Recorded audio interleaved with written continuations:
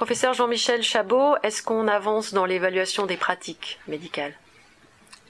Voilà une question. Alors évidemment, on avance. On avance sans remonter trop loin. On peut dire de l'évaluation des pratiques que ça a été quelque chose d'assez violent pour le corps médical. Quand ça a été présenté il y a à peine 10 ans maintenant, pour une profession de statut majoritairement libéral, de dire « vous êtes prié d'évaluer vos pratiques ». En réalité, 10 ans plus tard, quel petit point de vue, quel petit bilan on peut faire? On peut dire que ça s'est bien installé.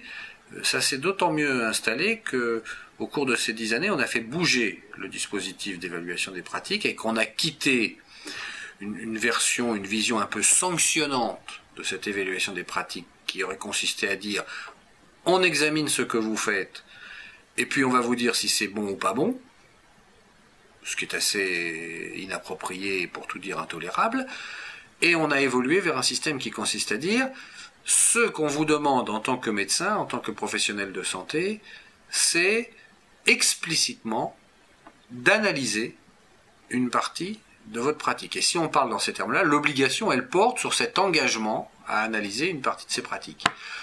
Le résultat, si j'ose dire, il est ce qu'il est. Tant il est vrai qu'on montre très bien, pas que chez les professionnels de santé d'ailleurs, que dès lors qu'on analyse ce qu'on fait, on est naturellement porté à l'amélioration continue. Et cette politique renouvelée d'évaluation des pratiques, c'est naturellement quelque chose qui vise avant tout, non pas à décerner des certificats de bonne pratique, mais qui vise à engager les professionnels dans une vision d'amélioration continue de ce qu'ils font, de manière à apporter à la population des garanties légitimes sur le service qui leur est offert. Je vous remercie.